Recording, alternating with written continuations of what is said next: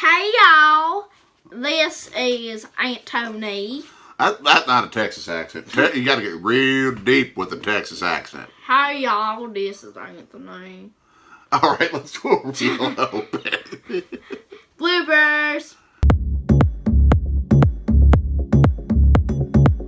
Hey y'all, this is Anthony Sorge from Sorge Stories. I am Daddy. That's a pretty good Texas draw you got there as we take you on our continued tour of Houston, one of our spots that we still have yet to go to for a future Milwaukee Brewers road trip, one of the 18 stadiums, 17 cities we have yet to go to. This is going to be a fun place to check out. We already saw a whole bunch of reasons why on the last video, especially with NASA, especially with NRG Stadium and with Minute Maid Park. But you gotta eat when you're in these towns, right?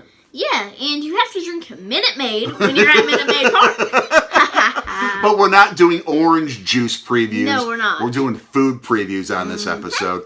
Each of our top 5 picks of restaurants to check out in Houston. But we want to give an honorable mention in something that's not one of our top 5.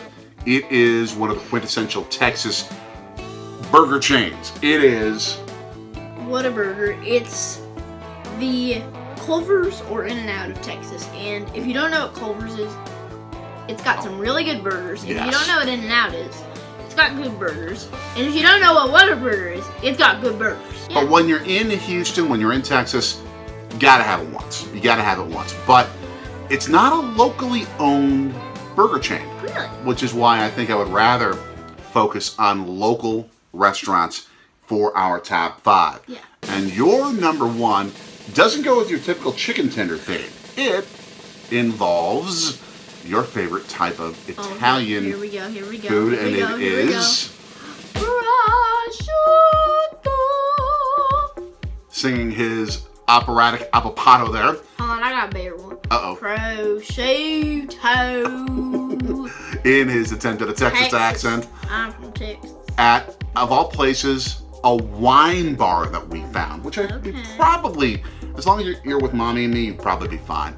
It's called 13 Celsius. Fine wines at 13 Celsius in Houston, but it's the food that you're going after with said prosciutto. It comes from Udine, Italy. What they offer at places like this is you can get like a baguette, like a big old slab of like French bread, make sandwiches out of this stuff.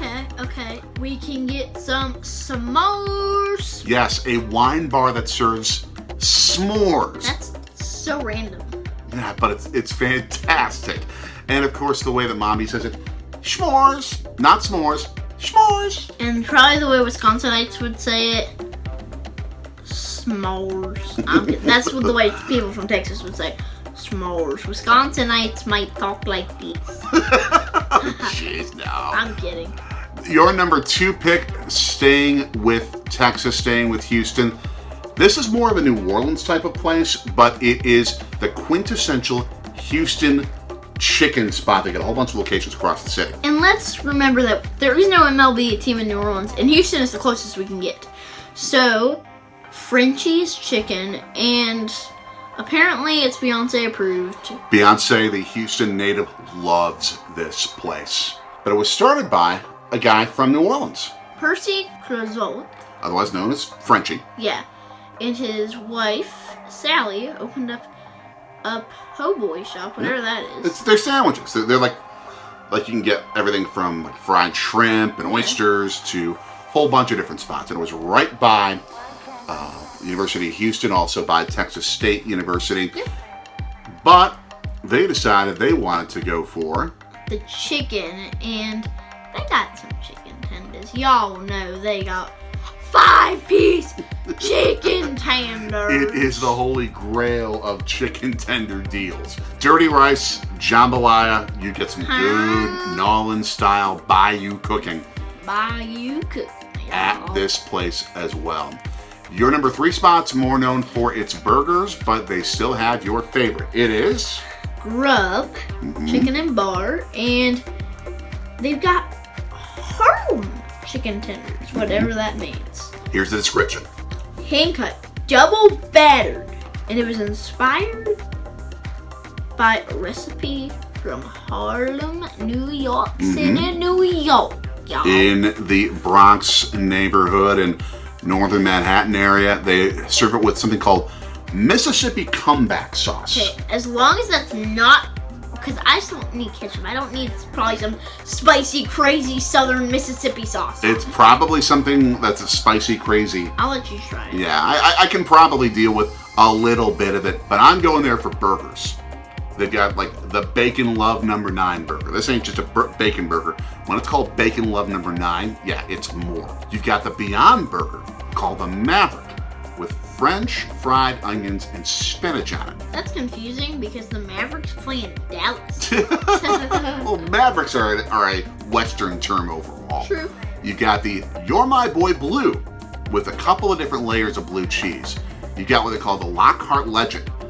That includes barbecue sauce sort of infused with Dr. Pepper. That sounds awesome. Dr. Pepper, the sweet one. And a mac and cheese burger with mac and cheese sauce, and bacon! No bacon! I also have to say, Sorry if I scared you. you're my boy, Blue. You're my boy, Blue. You're my boy, Blue. I've seen the movie clip. Nice. Number 4, and that is a place called Houston. That's the city. That's the city. And the one cool thing about this place is on the menu, they don't have chicken tenders. You have to ask for the tenders, which is awesome because it's kind of like secret tenders. This is a well-known type of sort of a higher end kind of a restaurant. This is the place you're gonna have to get dressed up. Yeah. This is the kind of place where you go for the steaks, you go for the ribs. It is world-class cuisine, but you can get chicken tenders off menu. Your number 5, though, is a little bit more of a down-to-earth type of, I don't want to call it a diner type of place, but it is a very down-to-earth spot that's very reminiscent of Philadelphia. Pappa Genos chicken tenders and fried cheese sticks, essentially mott sticks. They have a cheesesteak and they have a cheesesteak with 3 mott sticks and 2 tenders. It is what's called the Fat Philly, something I will eat only if I lose some weight and want to reward myself. Steak, onions, American cheese, 2 chicken tenders, 3 mozzarella sticks, fries covered with cheese whiz and gravy. If we can take the steak, onions, covered cheese, and then cheese whiz and gravy, I'll try it. This would feed an entire offensive line of a National Football League team. It is that calorie laden. That calorie laden. Kind of dangerous for any one human being to even think about trying. My 5 picks for Houston go with some different themes because Houston, yes, it's known as a Texas city, so you're gonna have some Texas flavor. But it's also known as an immigrant city, a city of immigrants, maybe the most integrated and diverse city in the entire United States. And part of what you do when you go to restaurants is to try and experience different cultures. You get a bit of a Texas influence with the first place that we're going to, a place called Gatlin's Barbecue. This was started by a guy who used to play defensive back at Rice University. Did he ever play in the NFL? I don't think so. He went into the restaurant business and started a place that all of a sudden has risen to the top 4 among all barbecue restaurants in Houston, the top 50 in all of Texas, according to Texas Monthly Magazine. It, yes, has the Texas Holy Grail of barbecue, brisket, but it's also known for its ribs, outstanding ribs, and Texas baked potatoes, which are really massively overloaded baked potatoes with barbecue sauce, with the meat right smack dab on top of the potatoes. It's a mess and it's awesome.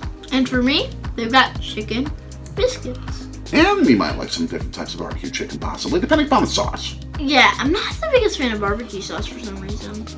Number 2 stays with a barbecue theme, but takes it more towards the Tex-Mex tradition. This one is sort of the hidden gem of Houston. It's known as Gerardo's Drive-In. It is known for its barbacoa. Now, this is not just typical barbecue. Barbacoa is actually barbecued and slow-cooked cow's heads. Hold on, I need to call the Wisconsin Department of Cows and see if this is legal.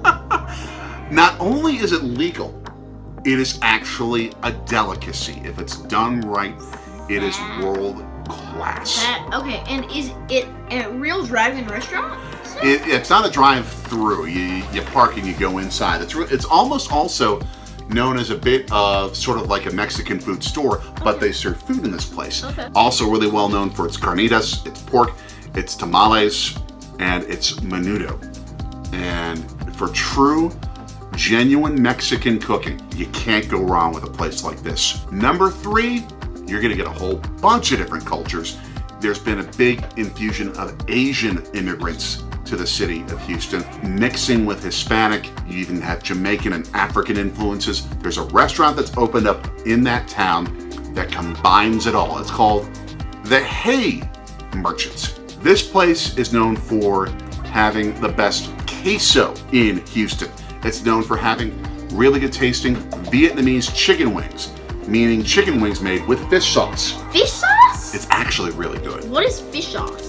Fish sauce, it's a staple of Vietnamese cooking. Oh, You're just not used to it. Never heard of it. New Orleans shrimp po' boys, Korean braised goat and dumplings. Goat. And they have something you're gonna like. Chicken tenders, and I would not like to eat the billy goat that was not let into Wrigley Field. That is a great billy goat right there. I don't think that they serve the Chicago Billy Goat Sorry, at that restaurant. Sorry, Cubs fans. I'm sorry. On that note, number 4 is one of the coolest new restaurants in that town that does some really experimental things with 2 particular foods, waffles and mac and cheese. It's called Taste Bar and Kitchen. This place, the waffles there, ain't gonna be the typical cheeseburger waffles. Cheeseburger waffles. They have chicken fried lobster and waffles. What in the world have they had to drink? Whoever the owner, like the top chef, what if they had to drink? This is called experimentation that worked. This place is renowned for these dishes. Also the mac and cheese. Lobster smoked Gouda mac and cheese. Lobster and bacon mac and cheese. I feel like I'd be in Boston at this kind of a place. But they do some fantastic things there. And for you, we can do some different roasted chicken and waffles and chocolate waffles. I think I've had chocolate chip waffles before. But pure like chocolate waffles. Oh, now we're talking. And finally, my top 5. Tex-Mex is such a tradition in Houston. Now, a place like Houston is the king of good Tex-Mex cooking. So we're gonna try one of these places. The one that was best renowned is Teotihuacan. It's named after the Mexican city of the gods from ancient Mexico, even before European settlers showed up. It is family owned. 100 different members of that family working in 3 different locations all work on this place. You would probably like the fajitas. Okay. I'd be going for the El Tejano, ribeye steak and cheese enchiladas, or Mexican barbecue called the parrillada.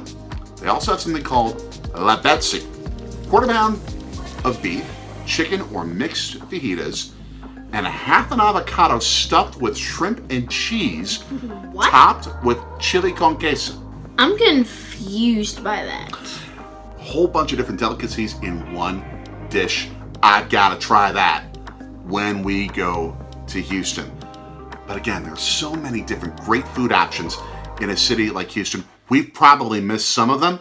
Yeah. And to help us with that, we have another guest columnist joining us with a guest top 5. I don't even know about this. This is a total surprise. And it's a dude you've met, a friend of mine. You probably didn't know he lived in Houston. Doug Russell. Wow.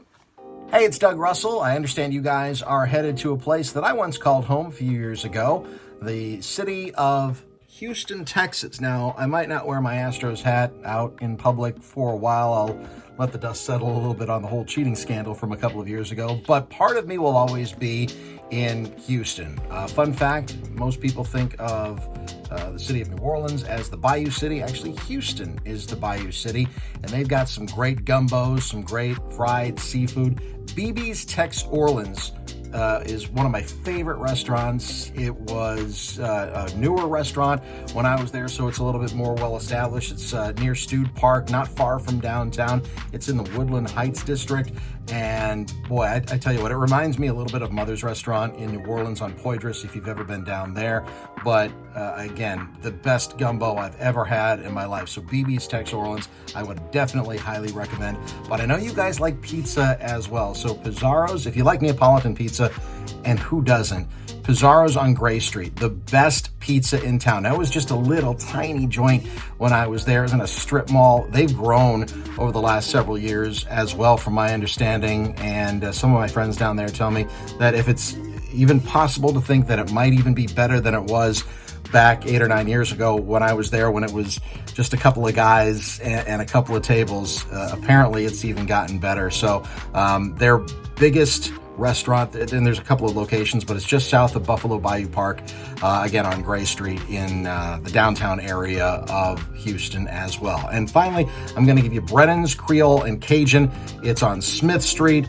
It's right next to the aquarium. Now, this is one of those that I'm giving to you for location. Not that Brennan's isn't good. It's been there forever. It's been there for, gosh, I think it's been there for more than 50 years.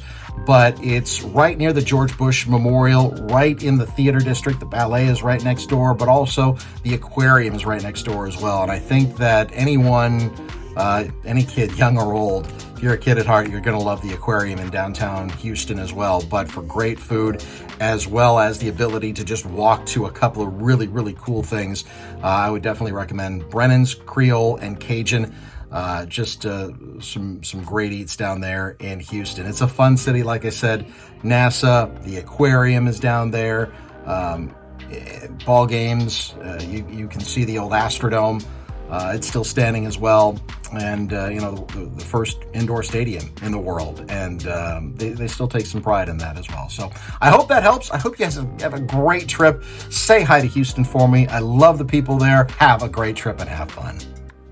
Dude, I owe you a beer. That was fantastic. Thank you, Doug. But something we noticed, we were 0 for 3, 0 for 5, or 0 for whatever it was from all his restaurant picks. So now, I think the record is, I've got 2, and I'm winning 2-0, and on attractions, absolutely. On attractions, and then we've got a tie, so it's 2 to, for me it's 2-0-1. For you it's 0-2-1. I'm stinking up the joint when it comes to this. We batted 0 for 3 on his restaurant picks, dude. 0 for 3. How? Where are we going next, bud? Where are we going next? It is home to the Toronto Blue Jays. Yep. Who in my book are going to be a World Series champion in a couple of years. That'll be our next game plan series. Toronto, Canada, Toronto, Ontario. Another diverse, huge city. Yeah. Where we're going to be checking out the Brewers on the road someday. And we'll probably lose to Whataburger. We'll see. But to check that out, to check out all our content on Sorgy Stories, what do? Like, share, subscribe, hit the bell. Ding, ding, ding. And then check the description and comment. What restaurants do you love in Houston that we didn't check out? And what restaurants do you want to go to in Houston if you haven't been there? For a little buddy. I'm Daddy. Can you ukify us out, please? Oh, yes, I can, everybody. Except I won't. Y'all, goodbye. So long!